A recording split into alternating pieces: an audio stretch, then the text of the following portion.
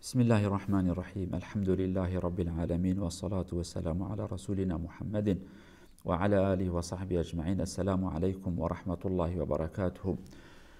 Değerli Müslümanlar, bu son sohbetimizi, bu yılın son Ramazan ayının son sohbeti bugün 29.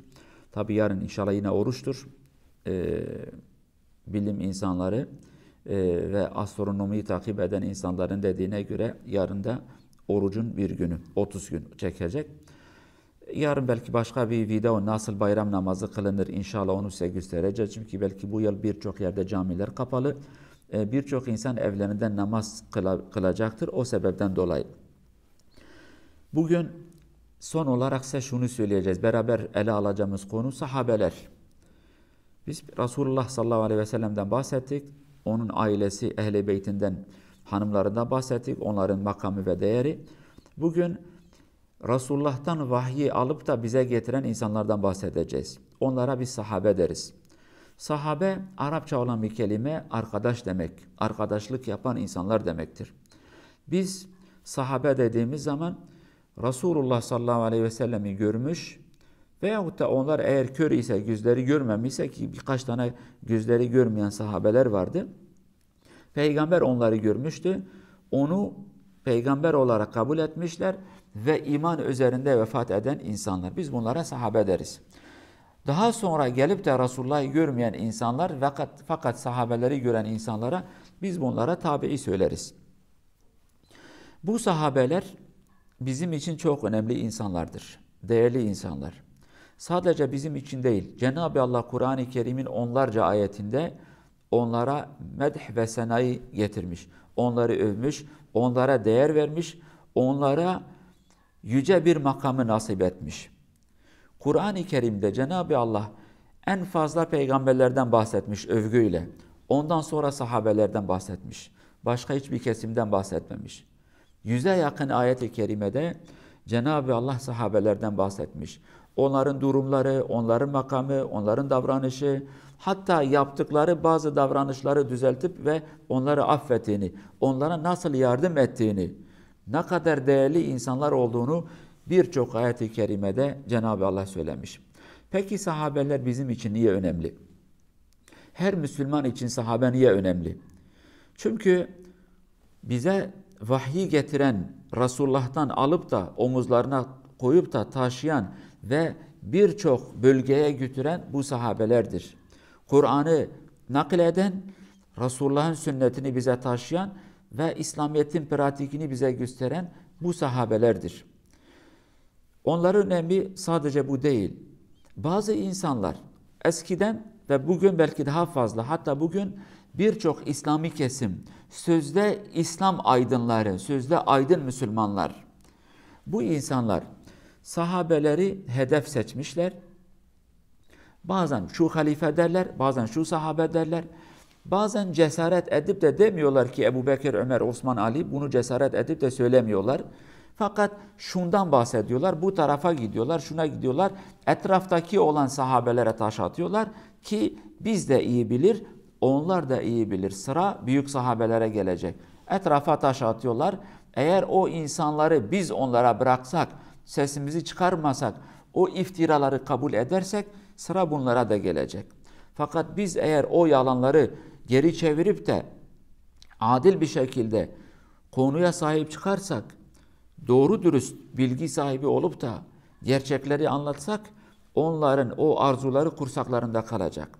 Çünkü onlar ister etraftaki sahabeler, ister merkezdeki olan o büyük halifeler ve muhacirler ve büyük ansarlar ve peygamberi yıllarca gören insanlar, her iki kesimi de eğer biz onlara bıraksak, onlar söyledikleri ve arzu ettikleri hedefe ulaşsalar, o zaman bize şunu söyleyecekler. Bakın, biz diyorduk ki bu sahabeler münafık, bunlar yalancı, bunlar zinakar, bunlar hırsız, bunlar vahyi değiştirdiler, bunlar peygamberin sözünü dinlemediler, bunlar birbirlerine zulüm ettiler, makam ve para için, mevki için. Biz de bunu kabul ettikten sonra haliyle bize diyecekler ki, tamam, bak önce Kur'an'dan bahsetmiyorlar. Kur'an efendim eksiktir, şudur, budur demiyorlar. Kur'an tamam Allah'ın kitabı, Kur'an bize yeter. Bu sahabeler efendim herkes bir hilekar, bir sehtekar, bir yalancı, bir münafık, bir ikiyüzlü, bir zalim, bir katil. Fakat Kur'an kutsal bir kitaptır. Biz de bunu kabul edersek ikinci bir adım belki biz değil torunlarımıza diyecekler. Çünkü biz bunu kabul ettikten sonra torunlarımız hangi mücadeleyi verdik, biz neyi kabul ettik bilmeyecekler. Torunlarımız diyecek ki tamam zaten sahabeler artık onları çöpe attık. Bu sefer onlara diyecek ki bakın dedelerinizin de kabul ettiği gibi bu sahabeler şöyle şöyle kötü insanlar ve bu insanlar Kur'an'ı size getirmişler. Sizin sözde dediğiniz Kur'an böyle diyecekler. Çünkü bize diyecekler ki Resulullah'ın eliyle yazdığı bir Kur'an var mı elinizde? Yok. Peki CD'lere koyup da bıraktığı Kur'an da var mı? Yok. Size mail olarak gönderdiği bir Kur'an da var mı? Hayır yok. Mesaj olarak gelen bir Kur'an da var mı? Yok. Kim getirmiş? Bu sahabeler getirmiş. Bu sahabeler bu Kur'an'ı getirmişse bunlar da yalancı, bunlar da zinekar, bunlar da katil, bunlar da ikiyüzlü, bunlar menfiatperest. Öyleyse bu Kur'an'ı analiz etmek lazım. Bir bakalım ki bunlar Kur'an olmayıp da Kur'an'ın içine hangi ayetleri sokmuşlar? Biz bunu bu sefer analiz edelim. Alacaklar Kur'an'ı ellerine, efendim şu hoşumuza gitmedi, bunu muhakkak Ebu Bekir uydurmuş. Bu Ömer getirmiş, bu Osman getirdi, bunu Ali getirdi, bunu Cafer getirdi, bunu efendim Hamza getirdi, bunu Ebu Ubeyde getirdi, bunu Halid getirdi, bunu efendim şu getirdi. Ortada belki bir Fatiha kalacak ve o da kalmayabilir, İnna Atayna kalacaktır. Başka bir şey kalmaz. Hedef bu. Onlar ne kadar kurnaz ve zeki ise biz Müslümanlar daha fazla zeki ve akıllı olmamız gerekir. Leb demeden leblebi anlamamız gerekir. Bunların niyeti odur. Çünkü biz bunu tarihte birçok zaman gördük. Birçok insan yaşı küçük olan veyahut da belki davranışları büyük sahabeler tarafından kabul edilmeyen bazı sahabeleri hedef aldı. Baktı ki sonu Ebu Bekir'e kadar gitti. Aldı 4 halifeyi sonuna kadar gitti. Bir şey kalmadı. Direktman Resulullah'a yetişti. Sonra kendine geldi ya ben ne yapıyorum? Ben sahabeleri de bu halifeleri de çöpe atarsam ben nasıl diyeceğim ki ben Müslümanım? Hangi İslamiyet'i savunacağım?